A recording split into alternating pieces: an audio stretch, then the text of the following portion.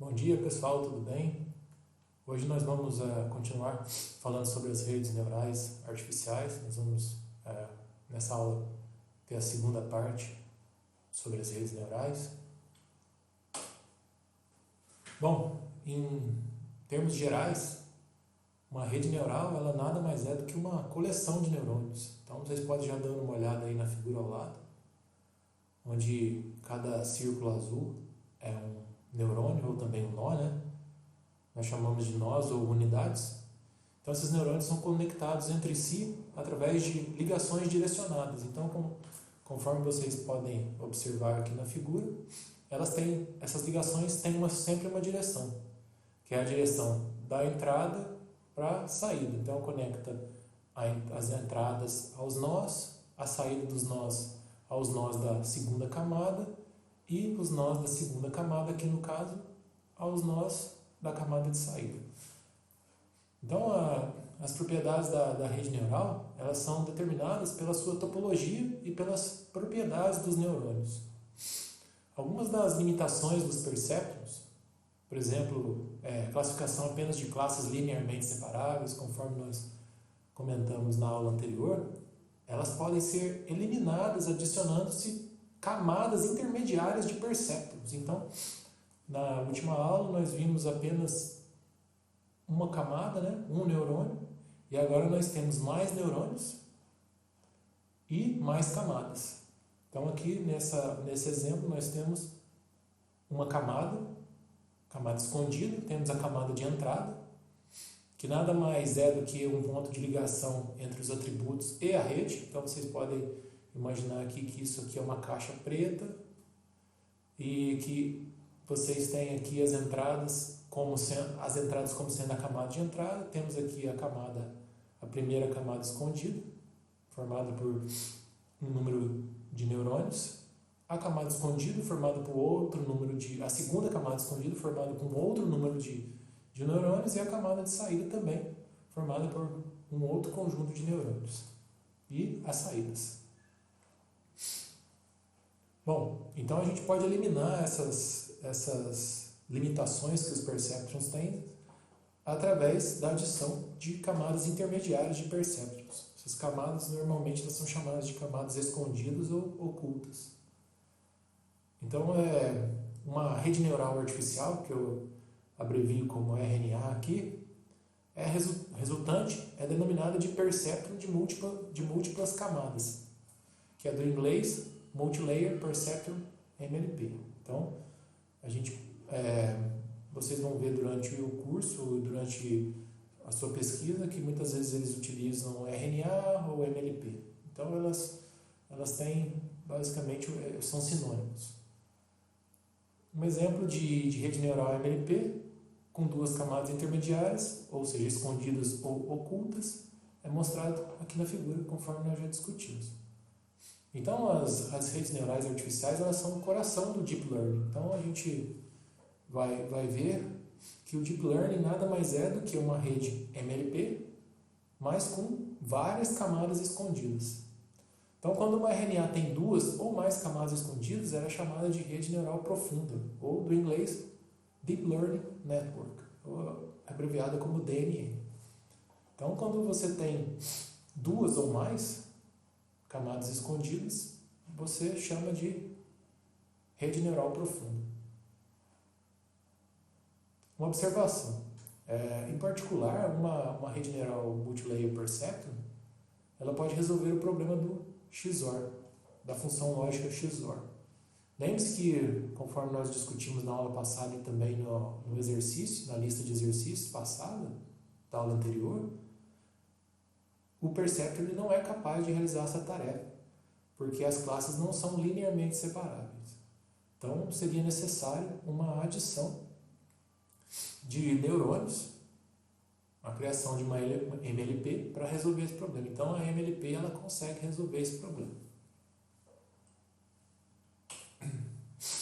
Continuando falando aqui do MLP, a camada de entrada ela nada mais é do que um ponto de passagem dos atributos à rede neural. Então, a camada de entrada é só um ponto de passagem, um ponto de acesso para transferir os atributos de entrada para a rede neural.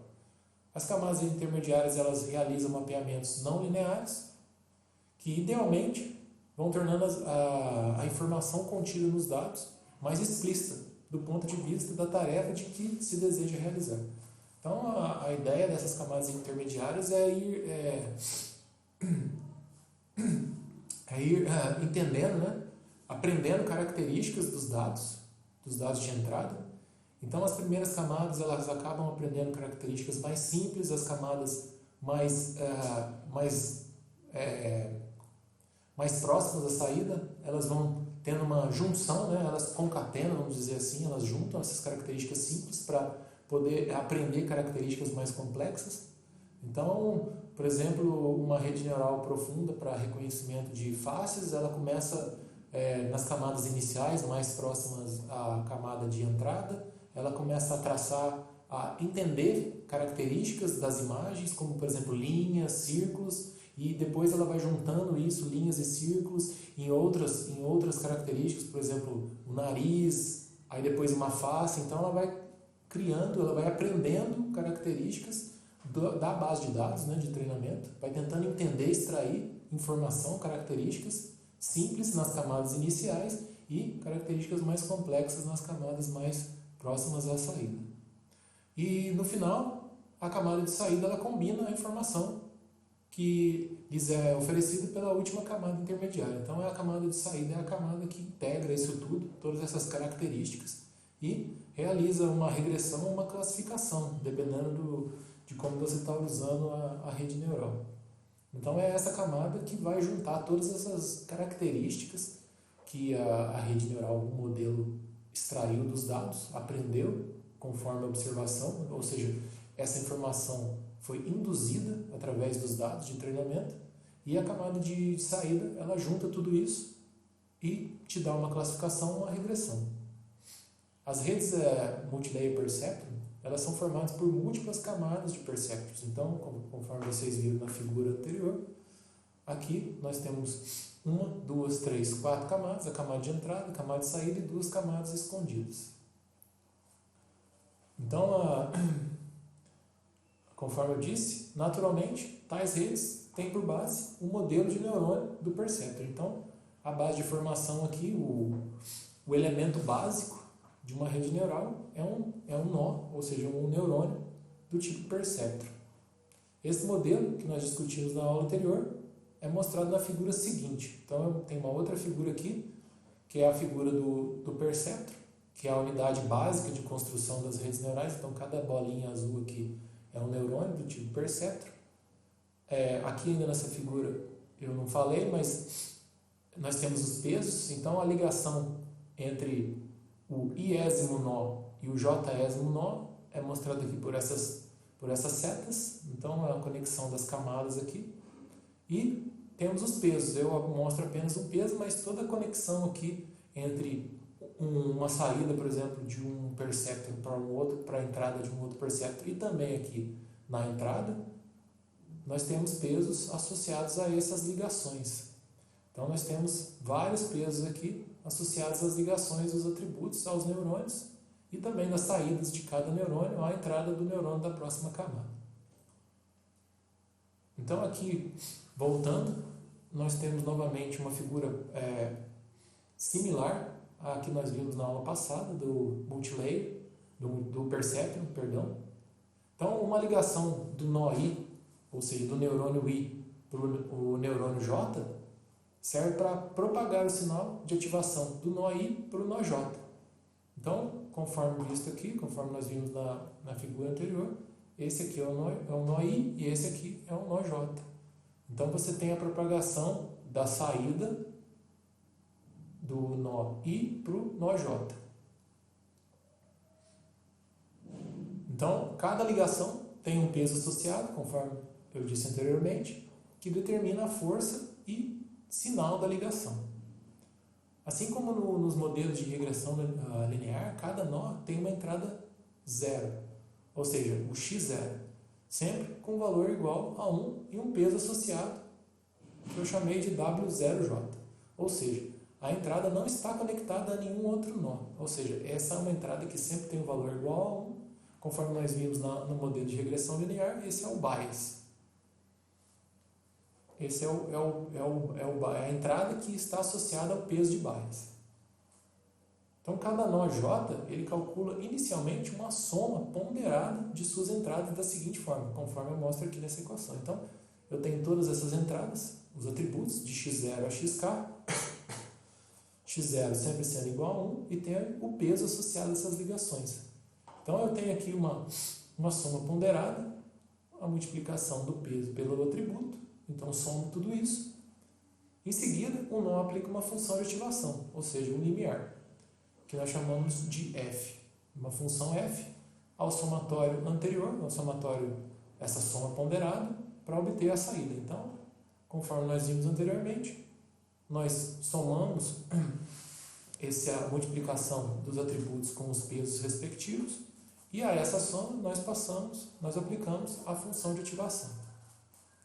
Nós vamos ver a seguir que existem vários tipos de função de ativação. Então, aqui no perceptron, no multilayer perceptron, né, os nós, as unidades ou os neurônios, eles não estão, as funções de ativação não são fixas. Ou seja, nós não temos a função degrau, por exemplo. Isso aqui pode variar, vocês vão ver que existem várias funções de ativação, então nós podemos utilizar outros tipos de função de ativação diferente do degrau. Então, aqui mostrando rapidamente a figura novamente do perceptron, nós temos aqui a soma ponderada, que depois a saída dessa soma é passada através da função de ativação, que vai nos dar a saída do perceptron, daquele nó. Então, aqui na equação do valor de saída do perceptron, o xi é a saída da unidade i, e o w, y e j é o peso conectando a saída da unidade i para essa unidade, ou seja, a unidade j.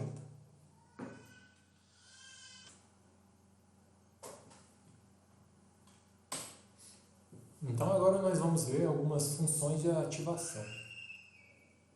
Devido às suas características, não é comum se empregar a função degrau como função de ativação em redes neurais multilayer perceptron. Vamos lembrar que essa função degrau ela possui derivada igual a zero em todos os pontos, exceto em torno de zero, onde ela é indefinida. Então, nós já vimos isso anteriormente, então essa função degrau ela não tem derivada em todos os pontos, exceto em torno de zero, mas aí ela é indefinida. Então, é bem complicado de trabalhar com ela. Até o surgimento das redes neurais profundas, as deep learnings, a regra era se utilizar duas funções, que são, em essência, versões suavizadas da função degrau. Então, até o surgimento das redes neurais profundas, se utilizava a função logística ou a função tangente hiperbólica. Essas funções elas são versões, como eu disse, suavizadas da função degrau, e elas possuem derivada definida e diferente de zero em todos os pontos. Então, isso facilita muito a sua utilização nas redes neurais. A função logística tem essa expressão mostrada abaixo, a equação da função logística mostrada abaixo. Nós já a conhecemos de aulas anteriores. A derivada dessa função logística é dada por essa equação aqui abaixo, onde o P é o fator de suavização da função de ativação logística. Então, aqui a figura, né, para ficar mais fácil de entender, de visualizar. A função logística e a sua derivada são mostradas aqui nessas duas figuras. Então, nós temos aqui a função logística para vários valores de P, ou seja, o fator de suavização. Então, vocês veem que com o fator de suavização nós temos um fator de suavização igual a 0,8, nós temos aqui a curva em azul, para um fator P igual a 1,5, a vermelha, e P igual a 3, a amarela. E as derivadas, as suas derivadas respectivamente. Outra função de ativação é a tangente hiperbólica, que tem a expressão dada pela equação abaixo. A derivada é dada por essa equação aqui e, mais uma vez, o parâmetro P é o fator que controla a suavidade da função. Então, a função e a sua derivada são mostradas nas figuras abaixo. Então, nós temos aqui a função tangente hiperbólica e a derivada da tangente hiperbólica. Aqui está errado, eu vou alterar, mas aqui essa é a função tangente hiperbólica, não é a função logística. E a sua derivada, respectivamente.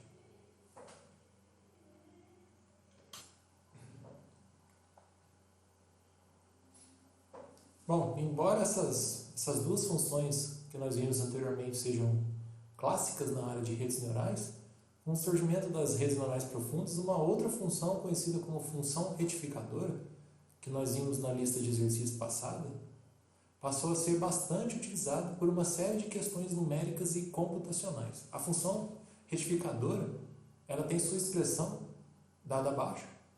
Ela é simples, é simplesmente o valor máximo entre 0 e o valor de z, j aqui no caso, e sua derivada é dada conforme mostrado abaixo. 0 se o yj for menor que 0 e 1 se o yj for maior do que 0. E definido em y igual a 0, quando y é igual a 0. Um nó que emprega uma função de ativação retificadora, ele é chamado de ReLU, que do inglês é o Rectified Linear Unit.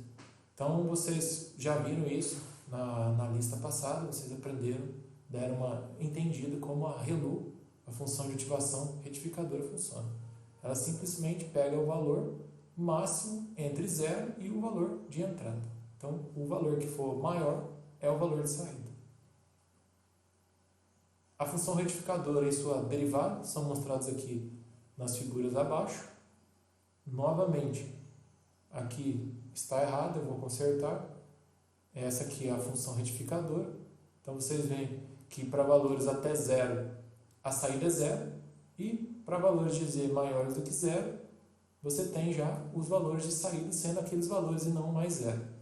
E a função, a derivada, basicamente é um degrau unitário.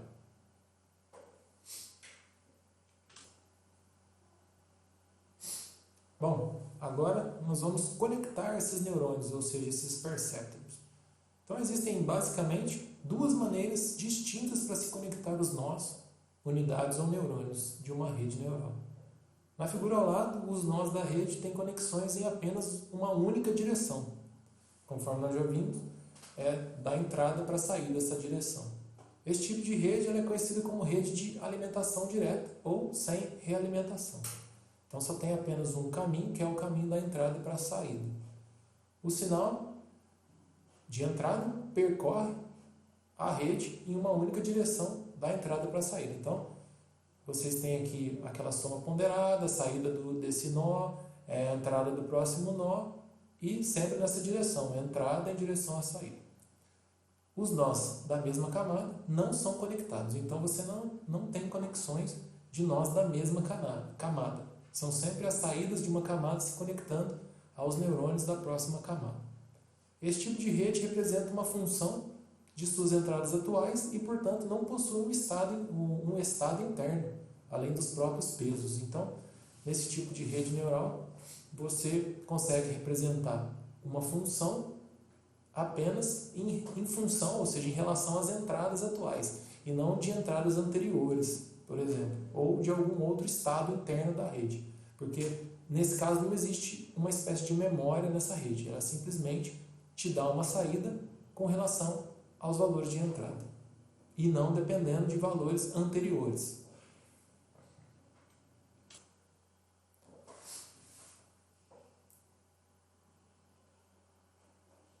Bom, na figura ao lado, conforme vocês podem ver, os nós dessa rede eles têm conexões em duas direções. Dessa forma, o sinal percorre a rede em duas direções. Então, vocês têm aqui a ligação da saída como sendo uma entrada do próprio neurônio e também saídas de um neurônio de uma outra camada conectadas à entrada como sendo uma entrada de uma camada anterior. Esse tipo de rede ela é conhecida como rede recorrente ou rede com realimentação, porque conforme vocês viram, existe essa realimentação da entrada de um próprio neurônio como entrada deste neurônio ou a saída de um neurônio de uma camada posterior, sendo a entrada de uma camada de um neurônio de uma camada inferior, uma camada mais próxima à entrada. Nessas redes, a saída de alguns nós alimentam nós da mesma camada, inclusive o próprio nó, ou de camadas anteriores. Então, isso significa que os níveis de ativação da rede formam um sistema dinâmico, que pode atingir um estado estável ou exibir oscilações ou mesmo um comportamento caótico. Então, como vocês têm esse tipo de realimentação aí das saídas, essa rede neural ela se torna um pouco mais difícil de se treinar porque ela pode oscilar. Então, você pode não ter valores que você realmente necessita, que você espera na saída, porque pode haver esse tipo de oscilação e a rede ela não ficar estável. Além disso, a resposta da rede a uma determinada entrada depende do seu estado inicial, que pode depender das entradas anteriores, conforme eu disse anteriormente. Então, a saída da rede não mais depende apenas dos dados de entrada, mas também de estados anteriores. Portanto, redes recorrentes podem suportar memória de curto prazo, porque você tem essa realimentação, então ela se lembra de valores anteriores e elas podem usar isso para poder classificar ou fazer regressão de algum tipo diferente de utilização, de aplicação que você pode necessitar. Algum, por exemplo, séries temporais, você depende de valores que já ocorreram, valores anteriores, para poder fazer um tipo de regressão ou classificação. Então, tendo esse tipo de memória de curto prazo, você consegue trabalhar, ou seja, classificar ou fazer regressão com séries temporais, por exemplo. Essas redes elas são úteis para o processamento de dados sequenciais, como som, dados de séries temporais ou de linguagem natural, conforme eu acabei de dizer.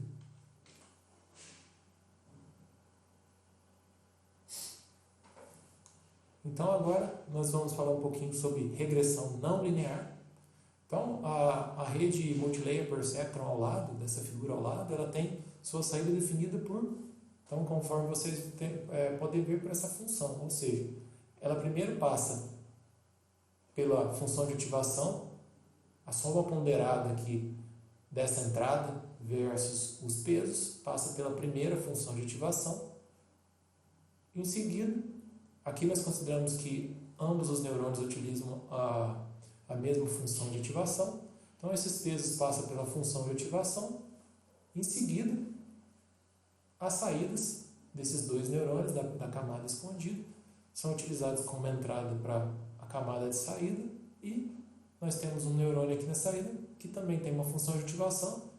Então, nós temos aqui as saídas dos dois neurônios da camada escondida multiplicadas por esse vetor de pesos da camada de saída e depois essa nova soma ponderada ela passa pela função de ativação. Então, o F aqui é a função de ativação escolhida. Então, pode ser qualquer uma das que nós vimos, a ReLU, a regressão logística ou mesmo a tangente hiperbólica.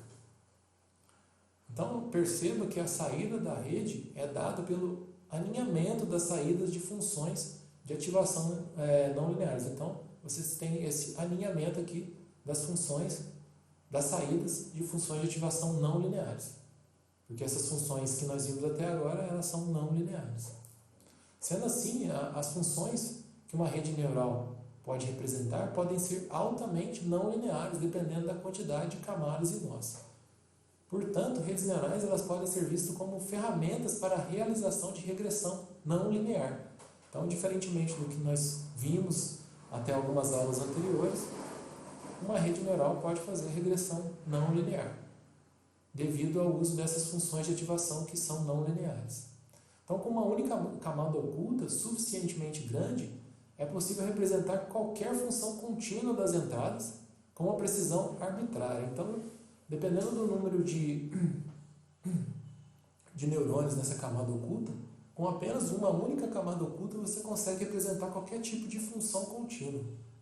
Então, isso é uma grande característica, uma grande vantagem das redes neurais é que elas conseguem aproximar qualquer tipo de função. Então, uma das características que os pesquisadores falam sempre das redes neurais, para definir as redes neurais, elas são grandes aproximadoras de funções. Então você consegue aproximar praticamente qualquer tipo de função que você desejar, contínua ou não contínua, linear ou não linear, com uma única camada, mas com um número variável de neurônios. E essa precisão dessa aproximação vai ser tão boa quanto maior o número de neurônios nessa camada. Com duas camadas ocultas, até funções descontínuas podem ser representadas. Então, se vocês tiverem mais uma camada oculta, vocês podem representar funções descontínuas. Essas duas últimos pontos aqui, itens que eu acabei de mencionar, que são características das redes, eles foram provados em vários artigos. Vocês podem encontrar também esses artigos mencionados nas referências que eu deixei como comentário na parte de handouts, nas notas dos slides. Se vocês tiverem interesse, vocês podem tentar deduzir e entender matematicamente como é possível que uma rede neural consiga aproximar tanto equações, funções contínuas quanto não contínuas. Então, portanto, dizendo que as redes neurais, como eu já disse, possuem capacidade de aproximação universal de funções. Elas são grandes aproximadoras de funções. Então, elas são boas nessa aproximação. Então, a seguir, eu apresento alguns exemplos. Então, esses são exemplos de regressão não linear. Vocês podem ver aqui 3 exemplos distintos, onde a rede neural ela aproxima uma função. Então, ela é uma grande aproximadora de funções. Nesse primeiro exemplo aqui, nós temos uma função lógica e, AND, utilizando o Multilayer Perceptron com uma única camada escondida e um único nó, um único neurônio. Nós conseguimos criar aqui como nós já vimos anteriormente, um único perceptor é capaz de traçar aqui uma fronteira de decisão que separa essas duas classes com precisão. E aqui eu mostro essa fronteira de decisão em 3D. Uma figura 3D mostrando essa fronteira de decisão que o Perceptron consegue encontrar para diferenciar as classes. Em seguida, nós temos uma função lógica XOR, onde eu utilizei 2 camadas escondidas e um total de 3 neurônios, 3 nós, que conseguiram encontrar essa fronteira de decisão, ou seja, elas aproximaram essa função. Vocês podem ver que a função que a rede neural aproxima, no final das contas, é essa mostrada aqui na figura abaixo, que consegue perfeitamente separar as duas classes e consegue classificar esses valores dessas classes entre classe 0 e classe 1. Por último, nós temos aqui 2 círculos concêntricos. Nós já vimos esse exemplo anteriormente. Então, com uma Multilayer Perceptron, uma rede neural Multilayer Perceptron, com 2 camadas escondidas e um total de 6 nós, eu consigo aproximar com a rede essa função aqui, que vai me dar a separação perfeita dessas duas classes, a classe 0 e a classe 1. Então, vocês vejam que, dependendo do número de neurônios, e nesse caso, e dependendo do número de camadas escondidas, nós podemos aproximar diversos tipos de funções. Agora nós vamos falar sobre o aprendizado. Uma parte importante das redes neurais é como elas aprendem a aproximar as funções. Então, consideramos agora o processo de otimização, ou seja, de adaptação dos pesos sinápticos. Então, aqueles valores lá que nós mostramos anteriormente, os pesos, eles também são chamados de pesos sinápticos. As ligações entre os neurônios, a saída de um neurônio de uma camada escondida I para a entrada de um neurônio na camada J, ele é chamado de peso sináptico. Também, esses chamados de pesos sinápticos, os pesos que vocês utilizam para multiplicar os atributos, ou seja, as entradas, para serem a entrada da primeira camada, da primeira camada escondida.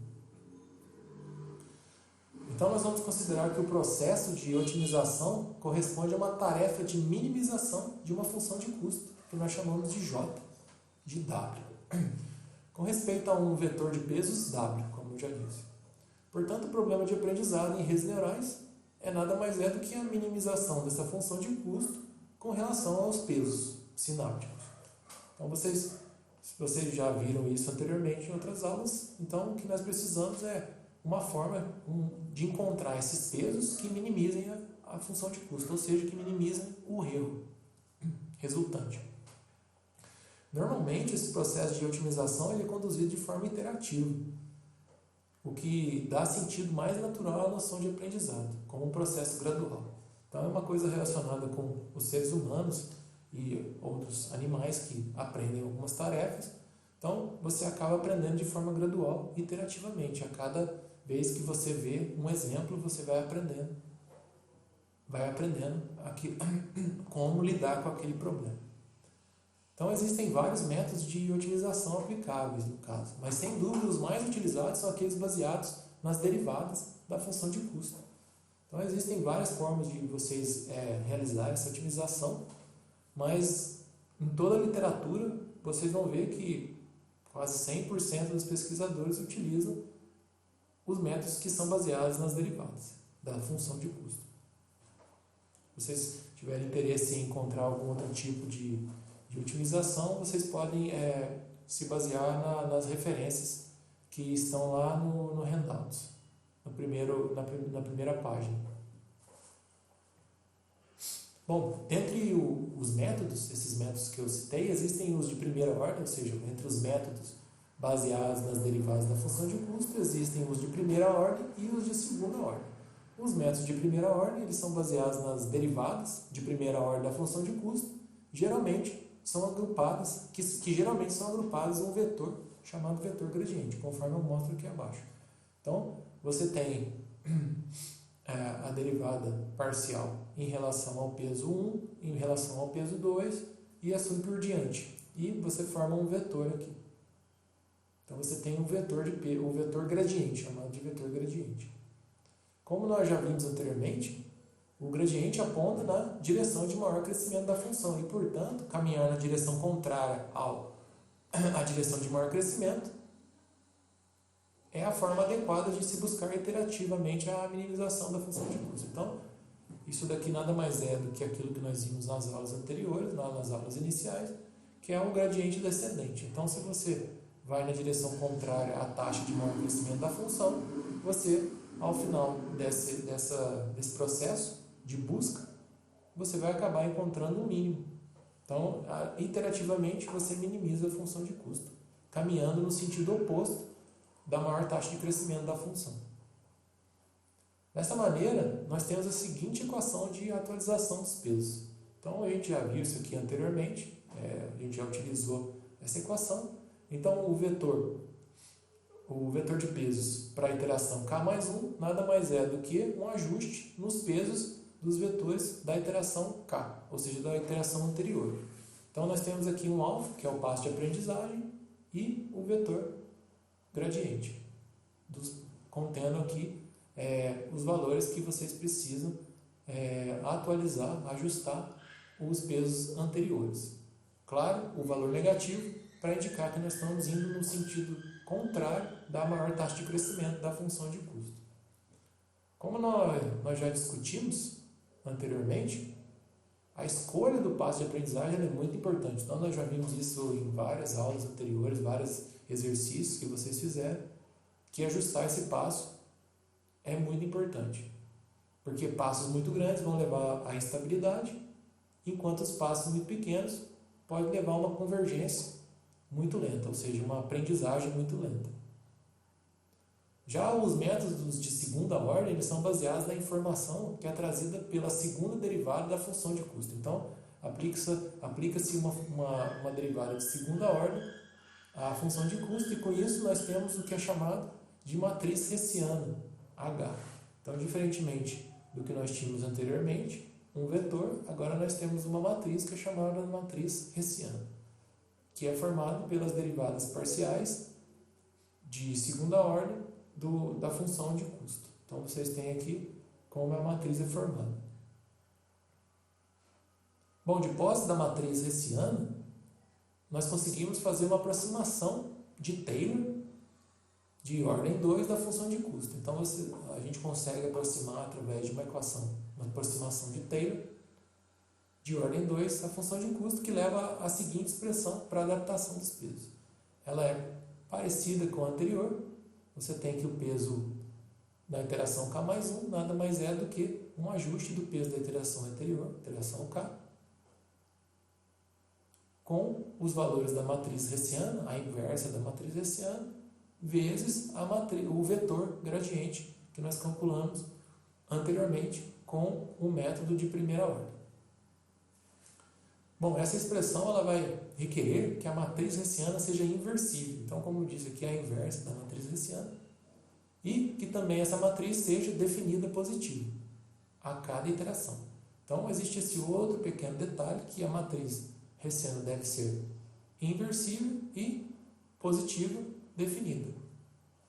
Então, isso já pode causar algum problema durante esse treinamento. Ele se torna um pouco mais complexo, mais complicado, pois caso a matriz não seja invertível, você não vai conseguir atualizar os pesos. Uma vez que a aproximação de Taylor com informação de ordem 2, de segunda ordem mais ampla, que é aquela fornecida por método de primeira ordem, a tendência é que um método de segunda ordem convirja em menos passos do que um método de primeira ordem. Então, como você tem mais informações aqui, porque você utiliza agora as informações de segunda ordem, com certeza você vai convergir, o seu algoritmo vai convergir, vai aprender muito mais rapidamente. Isso é claro. Entretanto, o cálculo exato da matriz hessiana pode ser complicado em vários casos práticos, como eu disse anteriormente. Porém, há um conjunto de métodos de segunda ordem que evita esse cálculo direto, como os métodos de quasi-Newton ou os métodos do gradiente escalonado, e representa uma espécie de compromisso entre complexidade e desempenho. Então, você consegue se livrar desses problemas que vocês podem encontrar com a matriz hessiana, com o cálculo da matriz hessiana, utilizando alguns métodos aproximados, como o quasi-Newton e o gradiente escalonado. Bom, aqui nós falamos um pouquinho sobre os mínimos locais, mínimos globais e os pontos de célula. Bom, é importante nós ressaltarmos que todos esses métodos são métodos de busca local, ou seja, eles têm convergência esperada para mínimos locais. Para relembrarmos o que é o mínimo local, vamos ver a figura ao lado aqui, onde existem dois mínimos. Então, vocês veem aqui, um dos mínimos é a solução ótima em relação aos seus vizinhos, ou seja, um mínimo local.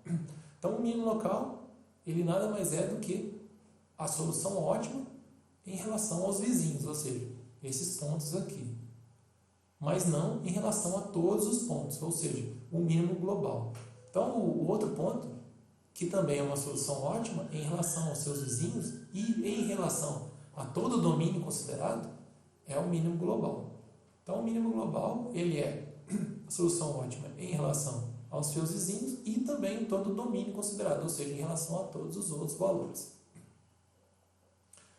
Um ponto de célula, agora eu falo aqui um pouco sobre o ponto de célula. Então, para valores adequados do passo de adaptação alfa, um mínimo local tende a atrair o vetor de pesos quando esse se encontra em sua vizinhança. É bem simples de se entender, porque você tem esse ponto de mínimo. Então, se ele está, a sua busca, o seu algoritmo de busca de minimização da função de custo está próximo aqui, como você tem esse declive aqui, é fácil de entender que ele vai acabar sendo puxado por esse ponto de mínimo local. De maneira mais rigorosa, nós podemos dizer que cada mínimo tem sua bacia de atração. Então, você pode pensar aqui como uma bacia, uma panela, que vai atrair o seu algoritmo de minimização da função de custo para esse ponto de mínimo, que pode ser o global ou o local, dependendo de onde o seu algoritmo de busca está. Se ele estiver por aqui, com certeza ele vai ser atraído para cá. Se ele estiver por aqui, ele vai ser atraído para o mínimo global. Se ele estiver nesse ponto aqui, já fica um pouco mais complicado, vai depender de variáveis aleatórias, de como foi inicializado e tudo mais. Ele pode ser atraído tanto para cá quanto para cá. Mas, basicamente, ele vai ser atraído para onde tem a maior taxa de decrescimento, no caso do gradiente descendente. Então, ele vai, com certeza, ser atraído aqui para o mínimo global. Então, para valores, como eu estava dizendo, outro ponto que se deve mencionar são os pontos chamados de célula, que são pontos em que algumas direções são atratores, mas em outras não. Então vocês veem aqui que esse é chamado de ponto de célula. Vocês veem que parece uma sela de cavalo. Ele parece um ponto ótimo, ou seja, uma solução ótima, mas na verdade ele não é. Em relação a esses pontos aqui, em relação ao A0, aos valores de A0, ele estaria num ponto de mínimo, mas se vocês forem comparar com os valores de A1, por exemplo, ele poderia descer bem mais. Então, a longo prazo, o algoritmo embora a longo prazo o algoritmo não vá convergir para esses pontos, ele pode passar um longo período de tempo sendo atraído por eles, o que prejudica o seu desempenho. Então, o algoritmo pode ficar um bom tempo tentando sair desse ponto de célula. Ao final, ele deve convergir, ou seja, ele acaba saindo daqui, mas ele passa um bom tempo tentando se livrar desse ponto. A figura ao lado mostra bem isso, conforme eu já acabei de dizer.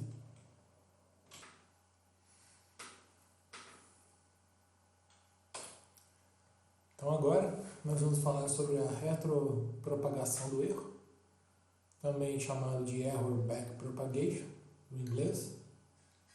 Bom, conforme nós discutimos anteriormente, os métodos fundamentais de aprendizado em redes neurais, eles são baseados no cálculo de derivadas da função de custo, com respeito aos pesos sinápticos. Esses métodos eles buscam fundamentalmente encontrar um conjunto de pesos que minimize a medida de erro escolhida, ou seja, minimize a função do erro da função de custo. A ideia aqui é encontrar uma maneira de calcular o vetor gradiente da função de custo com respeito aos pesos sinápticos. Essa tarefa pode parecer óbvia, mas não é bem o caso. Para que nós possamos entender melhor o porquê disso, nós vamos considerar uma notação. Então eu vou introduzir uma notação aqui agora, que vai ser muito valiosa para o nosso entendimento a seguir. Então eu chamo o peso WI,JM, vai corresponder ao J'ésimo peso do Iésimo nó, ou neurônio, da Mésima camada da rede neural. Com essa notação, para nós obtermos o vetor gradiente, vai significar calcular de maneira genérica o vetor, a derivada parcial de J, em relação ao peso WIJM, ou seja, calcular essa derivada para todos os pesos de todos os nós. A figura abaixo ela apresenta um exemplo de como uma rede multilayer perceptron pode ser descrita segundo a notação que eu defini anteriormente. Então vejam que nós temos a primeira camada, a segunda e a terceira, ou seja, 3 camadas. Cada camada tem sua função de ativação, que eu denotei aqui por 1, 2 ou 3. Então, temos a saída 1, saída 2, saída 3, função de ativação 1, 2 e 3, vetor, no caso aqui, matriz de pesos 1, matriz de pesos 2, matriz de pesos 3 e assim por diante. A entrada da primeira camada são os atributos, o vetor x. Já a entrada da segunda camada é a saída da primeira camada, ou seja, y1, e a entrada da terceira camada, como vocês podem ver, é a saída da camada 2, da segunda camada. Então, é aquele alinhamento de saídas, de funções de ativação. Então, o mapeamento realizado por essa rede neural aqui da figura acima é dado por essa equação. Então, o y3 é a função de ativação 3, essa soma ponderada aqui das saídas, ou seja, você tem aqui as saídas da segunda camada multiplicada pelos pesos de entrada da terceira camada, você tem essa média ponderada que passa por essa função de ativação 3. Então, assim por diante, vocês vão voltando aqui e tendo as funções de ativação das outras camadas e sendo a entrada da camada posterior. Então vocês vão ver aqui que essa figura aqui pode ser representada por essa equação mostrada aqui abaixo. Então, para facilitar o nosso trabalho, nós vamos supor, sem nenhuma perda de generalidade, que a função de custo escolhida é o erro quadrático médio. Nossa velha conhecida, a função do erro médio, do erro quadrático médio.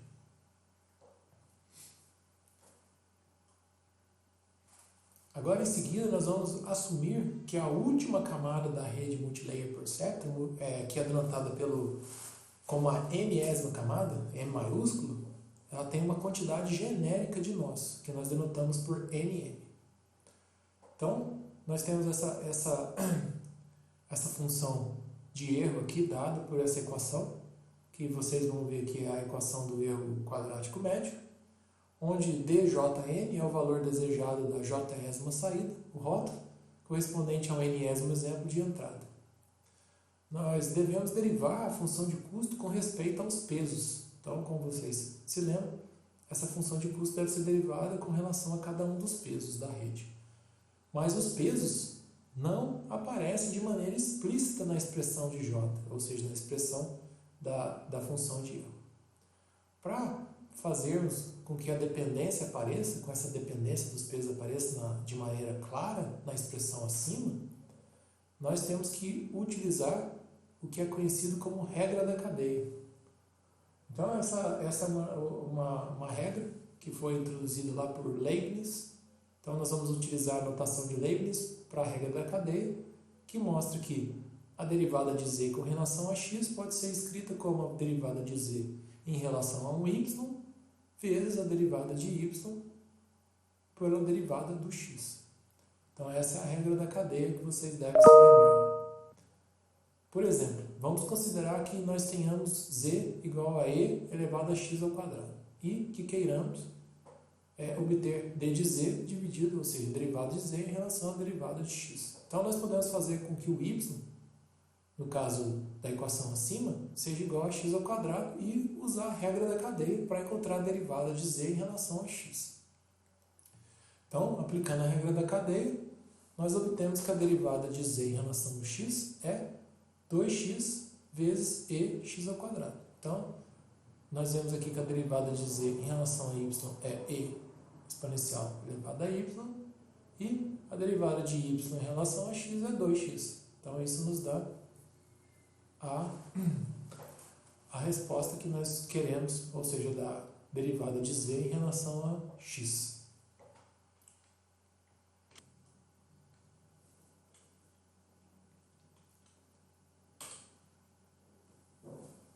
Então, de posse dessas informações sobre a regra da cadeia, nós podemos voltar à equação do MSE e vemos que as saídas da última camada aparecem de maneira direta.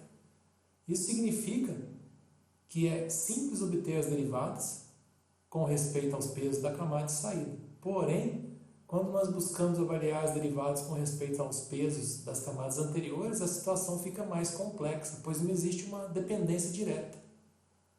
Como podemos atribuir? Então vem a pergunta, né? Como que nós podemos atribuir a cada nó, ou seja, cada neurônio de uma camada anterior, sua derivada, sua devida influência na composição da saída e do erro? Ou seja, qual que é o peso, qual que é a contribuição de um nó, da saída de um nó da camada anterior, a sua influência, o seu peso na composição do erro total, ou seja, do valor da saída. Essa caminhada de trás para frente, da saída na qual nós geramos o erro para a entrada, tendo por base a regra da cadeia, corresponde a um processo que é conhecido como retropropagação do erro, ou seja, nós estamos caminhando de trás para frente com o erro, ou no inglês ele é chamado de error backpropagation. A seguir, nós veremos de maneira mais sistemática, nós vamos ver de uma maneira mais sistemática como essa retropropagação do erro é realizada em uma rede neural.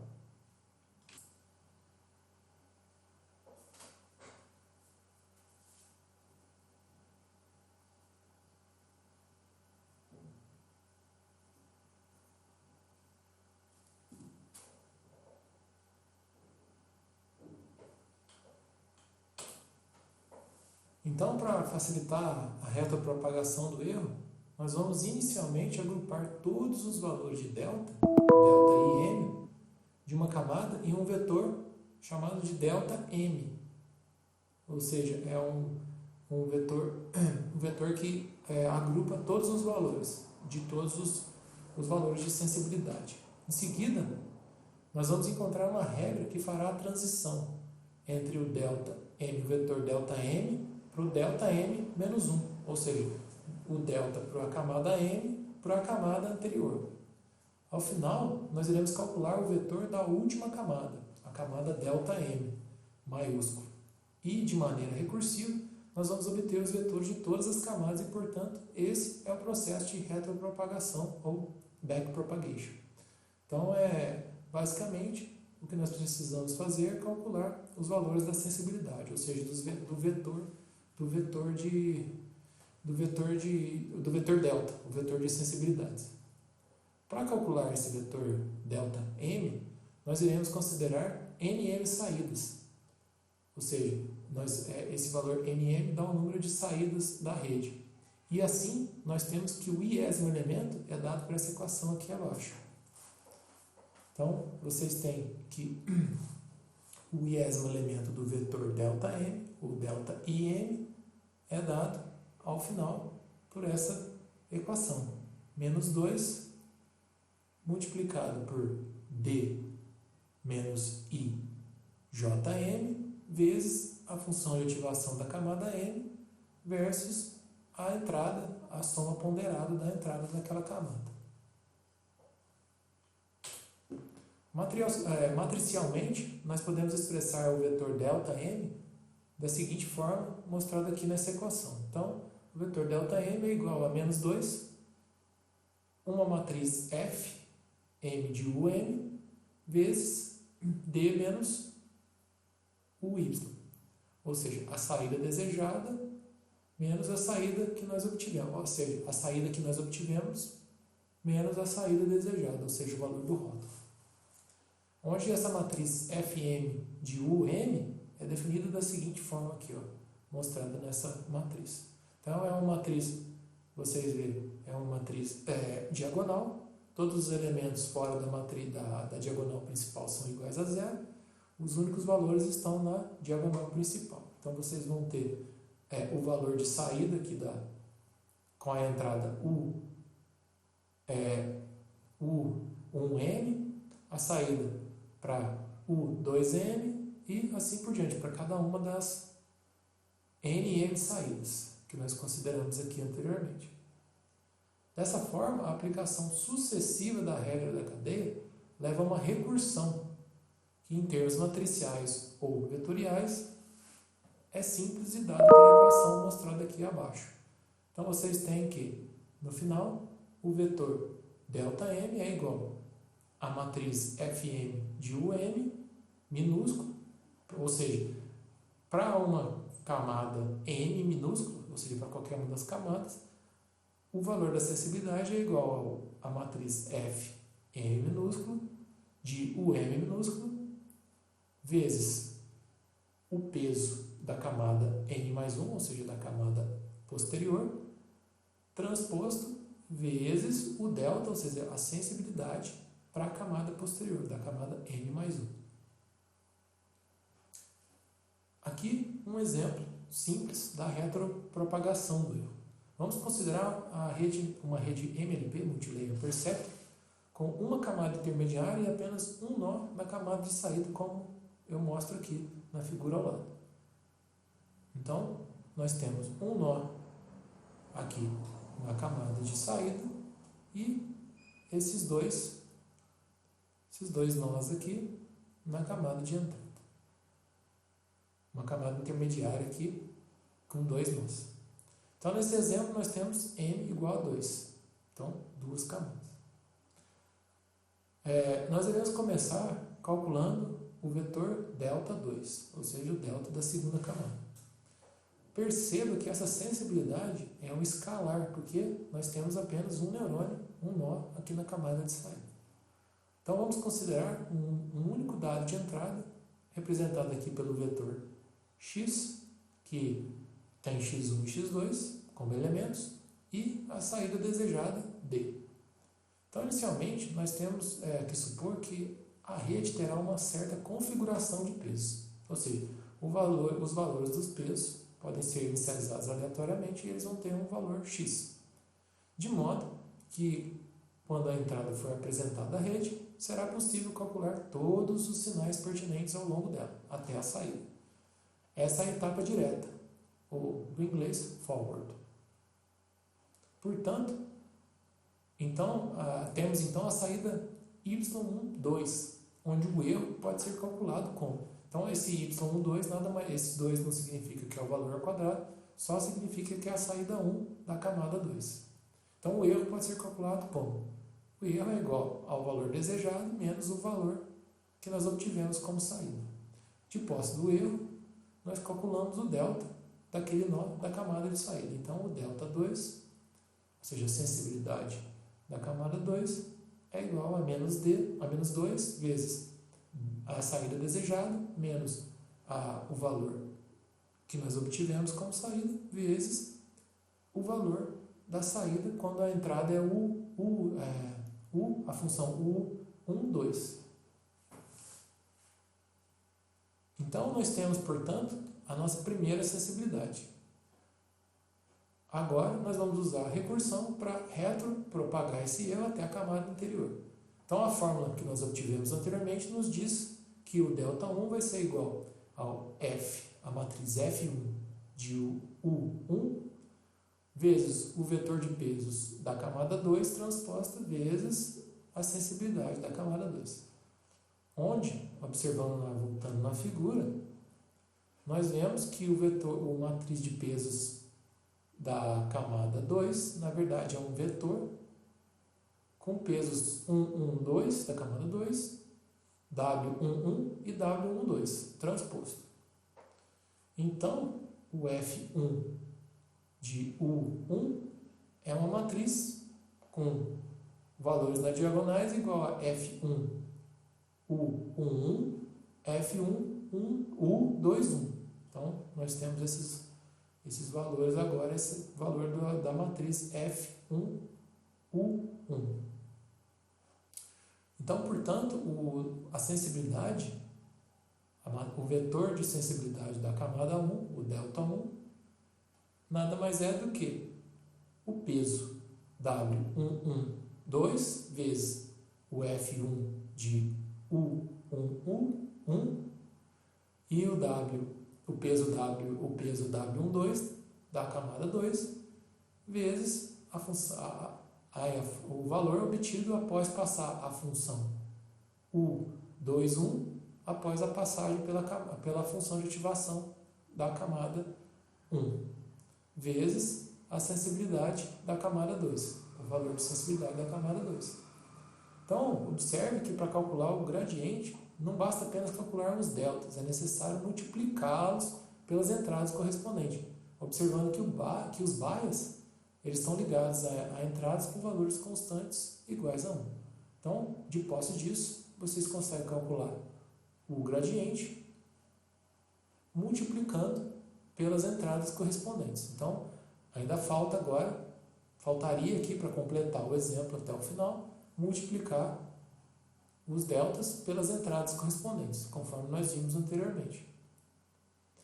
Então, algumas visões práticas de algoritmos de aprendizado. Então, eu vou falar agora sobre essas visões práticas. Então, nós podemos dizer que os elementos básicos do aprendizado através de redes neurais foram apresentados até aqui. Então, até agora, a gente pode dizer que nós vimos tudo o que nós necessitamos para entender como uma rede neural funciona. Porém, existem importantes aspectos práticos que eles devem ser comentados de modo a deixá-los vocês mais familiarizados com as práticas atuais.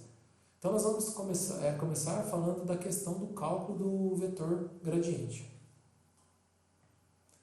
Então, aqui eu falo da estimação, dos tipos de estimação, online, batch, batelada e mini-batch. Então, conforme nós vimos nos slides anteriores, a base para o aprendizado das redes multilayer perceptor é a obtenção do vetor de gradientes. e o estabelecimento de um processo iterativo de busca dos pesos que minimizem a função de custo. Nós vimos que também a obtenção desse vetor gradiente, ela se dá através de um processo de retropropagação do erro, em que há uma parte direta, forward, de apresentação de um dado, ou seja, de um exemplo, e a obtenção da resposta da rede, e uma etapa de retropropagação, em que se calculam as derivadas necessárias. Nós vimos também que se calcula o gradiente associado a cada exemplo de entrada e que a combinação de todos esses gradientes locais leva ao gradiente estimado para o conjunto de dados inteiro. Então, conforme nós vimos aqui nessa equação. Apenas para relembrar que nós vimos que o gradiente associado a cada exemplo de entrada e que a combinação de todos esses gradientes locais leva ao gradiente estimado para o conjunto de dados inteiro, conjunto de exemplos ou conjunto de treinamento. No entanto, surge aqui um questionamento muito interessante. O que é melhor usar o gradiente local e já dar um passo de otimização, ou reunir o gradiente completo e então dar um passo único e mais preciso? Então, vocês dariam apenas um passo ou fariam esse cálculo do gradiente como um todo e depois aplicariam isso para a atualização dos pesos? Isso é o que dá o questionamento e a origem aos tipos de estimação online, batch e mini batch. Então, nesse questionamento, existem duas abordagens: o cálculo online do gradiente, que nós já vimos anteriormente, onde se apresenta o modelo exemplo a exemplo, e o cálculo em batch, ou seja, em batelada do gradiente, onde se apresenta todos os exemplos de uma única vez em cada época. Então, vejamos aqui inicialmente a noção geral da adaptação dos pesos sinápticos com o cálculo online do gradiente, como expressa o seguinte algoritmo. Aqui eu deixei esse algoritmo, um pseudocódigo, de um método clássico de primeira ordem, então utilizando derivadas de primeira ordem. Então é bem simples, vocês veem. Então, inicialmente nós definimos os valores iniciais para o vetor de pesos W e um passo de aprendizagem, ou seja, um valor do passo de aprendizagem, um passo pequeno. Então, nós fazemos n igual a 0, t igual a 0 e calculamos o valor de j, ou seja, o valor do erro, com aqueles pesos. Enquanto aqui é o loop de treinamento, então enquanto o critério de parada não for atendido, então aqui nós podemos estimar um critério de parada qualquer, podemos usar o early stopping ou apenas treinar por um número X de épocas. Então isso aqui é uma parte que vocês podem trocar, né? Vocês podem definir o critério de parada conforme vocês desejarem. Então, enquanto o critério de parada não for atendido, faça. Então, vamos ordenar aleatoriamente os exemplos de entrada. Então, nós vamos embaralhar os exemplos. Para um L variando de 1 até N, ou seja, o número total de exemplos, faça. Apresente o exemplo L, a entrada da rede. Nós calculamos o J, ou seja, o erro e o vetor gradiente. E em seguida, atualizamos os pesos. E também incrementamos o valor da variável t.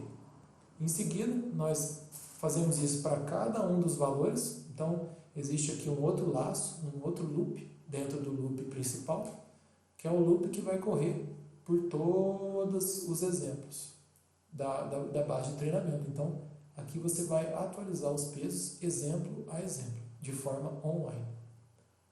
Quando esse loop é terminado, incrementa-se o valor de K, que seria, no caso aqui, o valor da época, e calculamos o erro para aquela época. Então, em seguida, nós continuamos até que o critério de parada seja atendido, ou que esse erro caia abaixo de um valor pré-definido, ou que você treine por um número determinado de épocas, e após isso você utilize o conjunto de pesos que resultou no menor erro possível. Você tem várias formas de implementar esse critério de parada. Então aqui é uma coisa bem genérica. Como eu disse, é um pseudocódigo. Em seguida, um outro extremo seria utilizar todo o conjunto de dados para estimar o gradiente, antes de dar o passo do processo iterativo de aprendizagem. Então, o extremo, ou seja, o oposto daquela abordagem anterior é usar todos os dados antes de dar o passo, e não dar passos conforme você for usando um exemplo de cada vez. Então, essa é a ideia por trás da abordagem batch. Então, o algoritmo abaixo, o pseudocódigo, ele ilustra a operação correspondente. Novamente, nós consideramos uma metodologia de primeira ordem. Então, mesma coisa do pseudocódigo anterior, definimos valores iniciais para o vetor de pesos e um valor para o passo de aprendizagem. Fazemos n igual a zero e calculamos o erro com a função de custo. Então, novamente, enquanto o critério de parada não for atendido, nós fazemos o quê? Nós lemos todos os valores dos exemplos, pegamos todos os exemplos, variando de 1 até n, apresentamos ao exemplo de entrada e calculamos os valores de j, ou seja, da função de custo, e do gradiente. Em seguida, após a finalização desse loop, é aí só, apenas após essa apresentação de todos os exemplos e o cálculo dos vetores gradiente e dos valores de j, ou seja, da função de custo, é só aí que nós atualizamos o peso. Então, nós não atualizamos, diferentemente aqui, nós não atualizamos o peso para cada exemplo. Aqui, nós apenas atualizamos os pesos após apresentar todos os exemplos ao modelo. Em seguida, incrementamos o número de épocas e calculamos o valor do erro.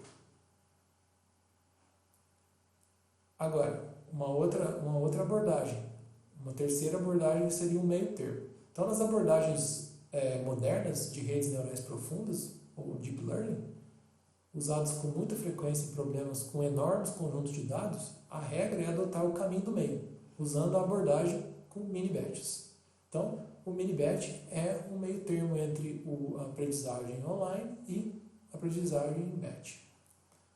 Então, nesse caso, a adaptação dos pesos ela é realizada com um gradiente calculado a partir de um meio termo entre um exemplo e o número total de exemplos. Então, escolhe-se o tamanho do batch, que não seja igual a 1, nem igual ao número total de exemplos. Em geral, esse valor é relativamente pequeno em métodos de primeira ordem. Então, esse valor é pequeno. As amostras que devem compor o mini-batch são aleatoriamente tomadas do conjunto de dados. O algoritmo abaixo, o pseudocódigo aqui, ele ilustra como que isso é feito. Então, se vocês forem ver, ele é um meio termo entre o batch e o online. Então, vejam que nós definimos aqui um valor, até esse terceiro ponto aqui, até essa terceira linha é igual aos algoritmos anteriores, aos pseudocódigos anteriores. A diferença está aqui, onde nós variamos, nós lemos os números, os exemplos de 1 até m, onde m é o número, é o tamanho do mini-batch. Então, caso nós fizéssemos esse m igual a 1, nós teríamos o aprendizado online. Caso nós fizéssemos esse m igual ao número total de exemplos da base de treinamento, esse seria o treinamento, a aprendizagem em batelada. Então, diferentemente, nós escolhemos um número pequeno, o número m, e com isso, de posse disso, nós calculamos a atualização do peso.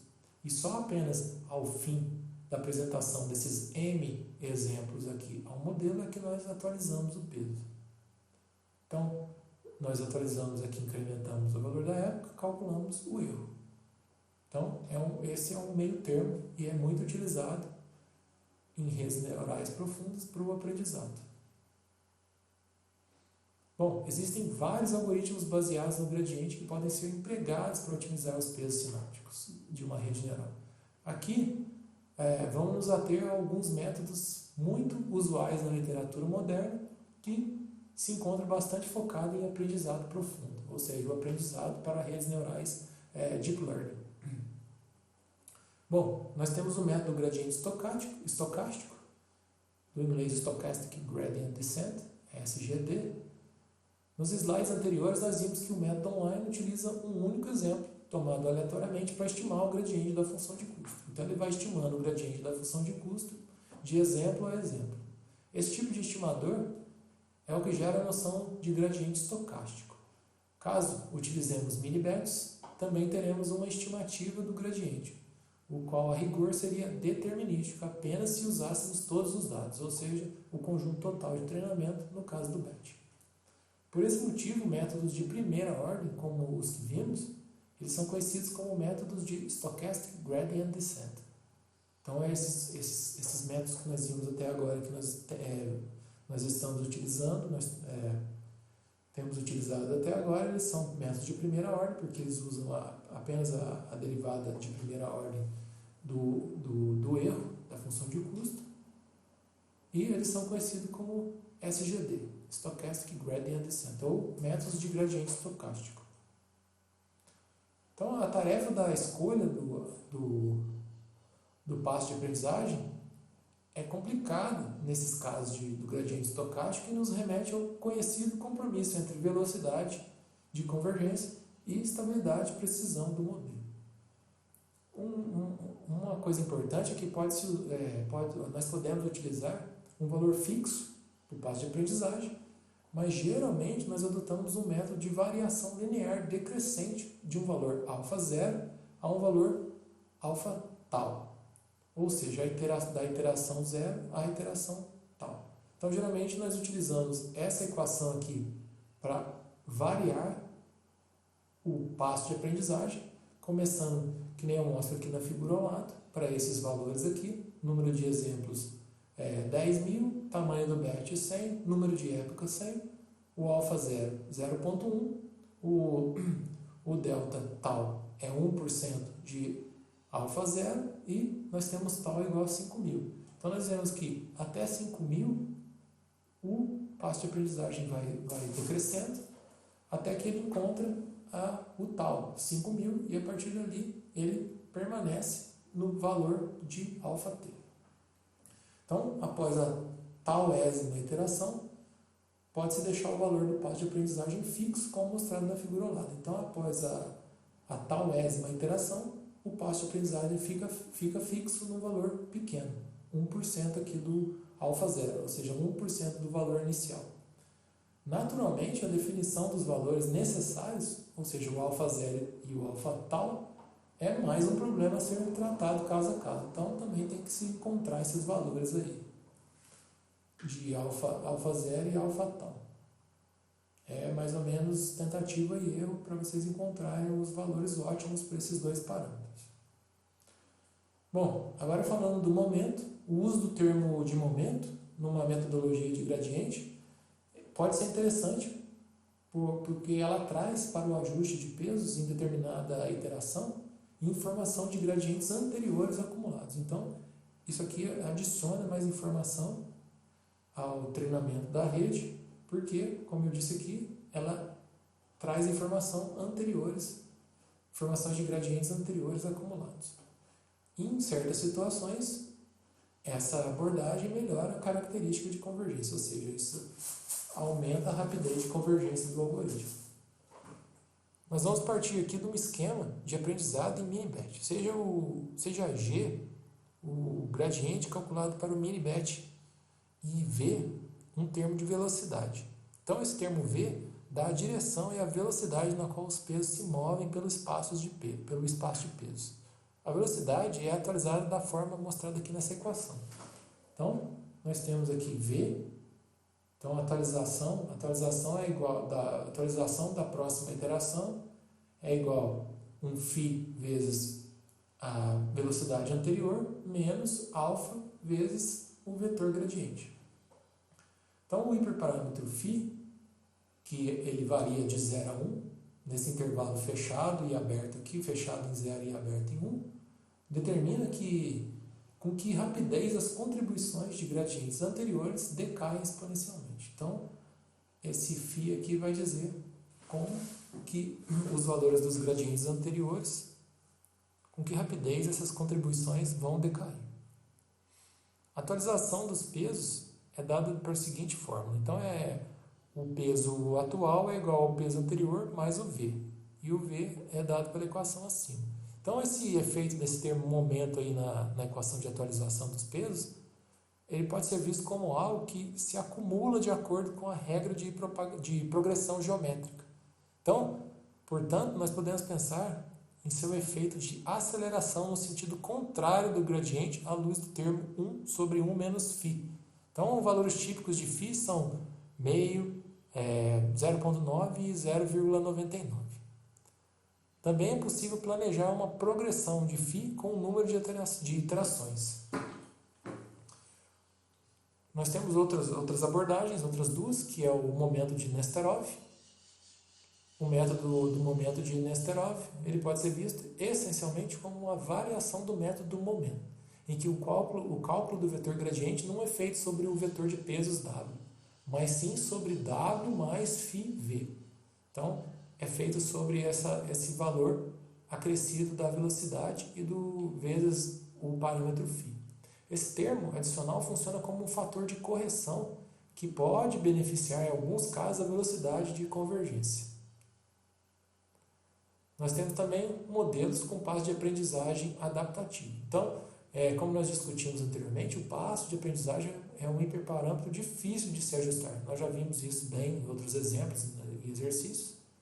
Então, se ajustá-lo bem é difícil e bastante relevante para o sucesso do treinamento de uma rede neural. Então, esse fato de que o passo de aprendizagem é bastante importante para o aprendizado e ele é difícil de se ajustar, isso motivou o surgimento de vários métodos com mecanismos capazes de modificar o valor do passo de aprendizagem dinamicamente. Dentre as técnicas mais populares dessa classe de aprendizagem adaptativa estão o ADA-GRAD, o MRS-PROP e o ADAM, que vem de Adaptative Moments, momentos adaptativos. Uma outra coisa importante para nós falarmos aqui é sobre a inicialização dos pesos. Então, uma vez que os métodos de treinamento das redes neurais multilayer perception são iterativos, eles dependem de uma inicialização. Então, como os métodos de busca local, como esses métodos são de busca local, a inicialização ela pode afetar drasticamente a qualidade da solução obtida. Então, você já deve ter percebido que conforme vocês inicializam o treinamento de um algoritmo de regressão linear com gradiente descendente, dependendo do valor dos pesos iniciais, vocês podem ter uma convergência mais rápida ou mais lenta, dependendo desses pesos. Então, o ponto de inicialização ele pode determinar se o algoritmo converge, sendo alguns pontos iniciais tão instáveis que o algoritmo encontra dificuldades numéricas e falha completamente. Então, depende muito de como esses pesos são inicializados. Também pode haver variações expressivas do ponto de vista da velocidade de convergência. Então, isso pode alterar, também pode afetar a velocidade de convergência, tornar essa convergência bem lenta. Então, um ponto importante da inicialização é quebrar a simetria entre os nós. Ou seja, se dois nós ocultos, ou seja, dois nós de uma camada oculta, com a mesma função de ativação estiverem conectados às mesmas entradas, esses nós deverão ter pesos iniciais diferentes. Porque se eles têm as mesmas entradas e a mesma função de ativação, eles podem acabar sendo treinados da mesma forma. E você precisa, na verdade, aqui quebrar essa simetria, ou seja, inicializá-los de forma diferente. Isso, portanto, sugere uma abordagem aleatória. Então, uma abordagem de inicialização dos pesos de forma aleatória. Então, os pesos tipicamente são obtidos de distribuições gaussianas ou uniformes.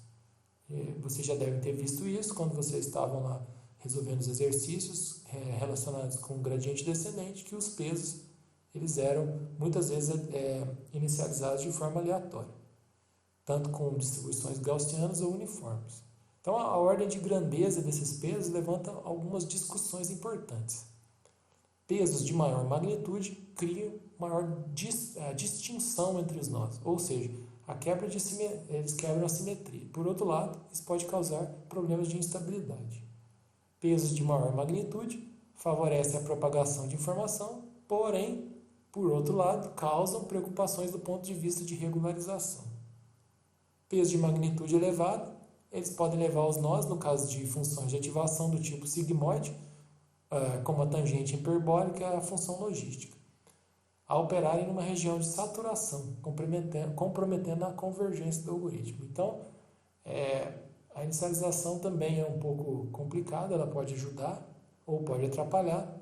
Então, dependendo muito dos valores de inicialização, você pode ter uma rede que converge rapidamente ou muito lentamente ou nem mesmo convergir para um ponto ótimo. Então, dessa forma, nós podemos citar algumas heurísticas para inicializar os pesos. Uma primeira heurística seria para uma camada com M entradas e N saídas, inicializar os pesos com valores retirados da distribuição uniforme, dado por essa equação aqui abaixo. Então, o peso IJ ele vai ser retirado dessa distribuição, variando de menos 1 sobre raiz de M até 1 sobre raiz de M. Então, o M é o número de entradas, onde U é a distribuição uniforme. Outra heurística de inicialização dos pesos seria essa mostrada abaixo, que você inicializa cada um dos pesos, retirando esses valores de uma distribuição uniforme, variando de menos raiz quadrada de 6 dividido por M mais M, até raiz quadrada de 6M mais M. Uma heurística para a inicialização dos termos de Bayes é inicializá-los com valores nulos. Então, os valores dos termos de Bayes normalmente são inicializados com valores nulos. Essa heurística se mostra bastante eficiente na maioria dos casos. Então, essas heurísticas de inicialização dos pesos, se vocês se interessarem para entender como se chegaram a esses valores, nas referências que eu adicionei ao primeiro slide, vocês podem dar uma lida lá e entenderem melhor. Aqui um comentário sobre redes neurais, a implementação de redes neurais Multilayer Perceptron com a biblioteca Scikit-learn, é que a biblioteca Scikit-learn ela disponibiliza algumas classes para o treinamento de redes neurais MLP. Porém, essas implementações não se destinam a aplicações de larga escala. Então, se vocês estão pensando em usar, ter uma base de dados muito grande com muitos atributos, a biblioteca Scikit-learn não seria o caso para vocês utilizarem. Então, em particular, a biblioteca Scikit-learn ela não oferece suporte a GPUs. Então, para implementações muito mais rápidas, baseadas em GPU, bem como estruturas que oferecem muito mais flexibilidade para criar arquiteturas de aprendizado profundo, devemos utilizar outras bibliotecas, como o Keras, que é uma biblioteca para o desenvolvimento de aplicações de Deep Learning capaz de rodar sobre o TensorFlow ou sobre o Theano, uma outra biblioteca de redes neurais. Temos também o Scort, que é uma biblioteca de rede neural compatível com o Scikit-learn, que encapsula a biblioteca PyTorch. Para vocês terem mais outras bibliotecas que são para aplicações de larga escala, vocês podem acessar esse link que eu deixei aqui. Aqui eu apresento um exemplo simples da detecção de símbolos, que é PSK utilizando a classe Multilayer Perceptron Classifier, MLP Classifier da biblioteca Scikit-learn. Então, nós vemos aqui um código, importo a classe MLP Classifier, em seguida eu gero uma sequência aleatória de bits para transmissão, modulo esses símbolos que é PSK com os bits gerados, passo esse sinal modulado por um canal AWGN, instancio um objeto da classe MLP Classifier com duas camadas escondidas, com 10 e 4 neurônios respectivamente, divido a base de dados em um conjunto de treinamento e um de teste. Aqui, a classe MLP ela não suporta números complexos. Portanto, nós temos que dividir o y em dois atributos, a parte real e a parte imaginária. Em seguida, nós treinamos um modelo com codificação one-hot e fazemos a detecção dos símbolos logo em seguida.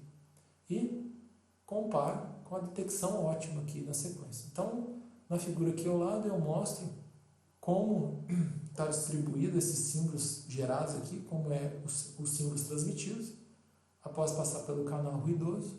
Então, aqui em vermelho, nós temos os pontos da constelação, que é PSK, e os valores, os pontinhos azuis, são os valores recebidos por um receptor. Então, Aqui nesse caso, nós temos uma relação de energia de símbolo por N0 igual a 7 dB.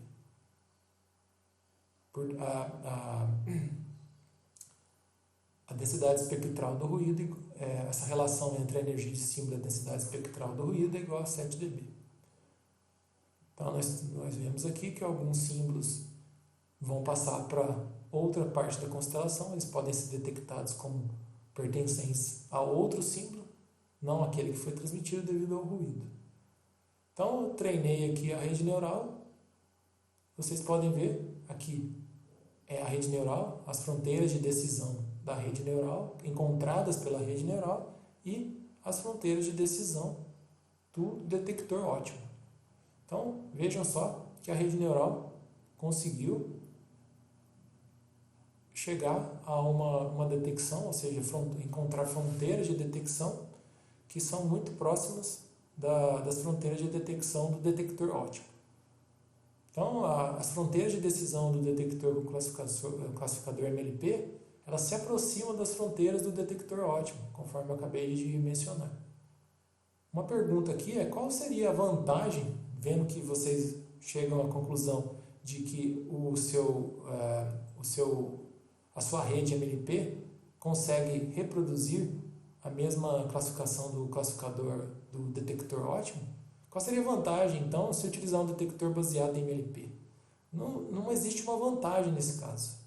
Se existe um algoritmo ótimo conhecido, uma rede neural treinada nunca vai poderá superá-lo. Ou seja, o que eu quero dizer aqui é que vocês não vão ter performance melhor, nesse caso, do que a performance obtida com o classificador óptico. Esse é um exemplo apenas para demonstrar o uso de uma rede neural, mas na prática isso não faz sentido, porque você já tem uma forma ideal de fazer, muito mais simples, e que te dá uma performance melhor. E você nunca vai ter uma performance melhor do que essa. Você pode ter no máximo igual, mas nunca melhor. Esse exemplo vocês podem encontrar no zip file que eu deixei no site. O nome do exemplo é esse daqui. Na sequência eu mostro como fazer a estimação de fase com o MLP Regressor. Então nós temos dois tipos. A biblioteca Scikit-learn, ela disponibiliza dois tipos de classes, a Classifier e a Regressor. Então aqui eu uso a Regressor, eu importo o regressor, o MLP Regressor. Aqui eu defino uma relação de energia de símbolo por densidade espectral do ruído de 27 dB. Gera uma sequência aleatória de bits para transmissão, modula esses símbolos QPSK com os bits gerados, adiciono fase aleatória ao símbolo e passo o sinal modulado pelo canal AWGN. Na sequência, calculo a fase do símbolo recebido, divido o conjunto em conjunto de treinamento e de teste, instancio o MLP Regressor com 3 camadas escondidas, com 10, 5 e 4 neurônios respectivamente. Na sequência, eu treino o modelo com a fase recebida, então eu calculo a fase recebida e a fase original e faço a estimação baseada nos vetores, nos dados recebidos, ou seja, no símbolo recebido. Em seguida, conforme eu faço a predição da fase original, eu aplico essa fase estimada para tentar desfazer a fase aplicada ao sinal transmitido, ou seja, eu aplico o inverso da fase estimada ao símbolo recebido. Então, aqui vocês podem ver, está bem pequenininho, mas essas são as fases aleatórias que eu crio. Ela varia de mais ou menos 40 graus, então vai até 40 e menos 40. Temos aqui uma relação de energia de símbolo por densidade espectral do ruído de 27 dB, então esse é o sinal recebido.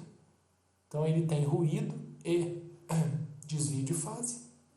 Essa relação entre o θ, ou seja, a fase recebida, e a fase original, ou seja, a fase que nós geramos e adicionamos ao símbolo transmitido, essa daqui é a saída da rede neural, ou seja, é a resposta que nós obtemos, os símbolos recebidos que nós obtemos após nós termos feito a estimação, ou seja, a regressão para encontrar a fase que foi introduzida pelo canal, ou seja, a fase aleatória, e tentamos aqui com a rede neural desfazer essa fase que foi introduzida no sinal transmitido. Conforme vocês podem ver, a rede neural ela aproxima essa função aqui, como nós dissemos anteriormente.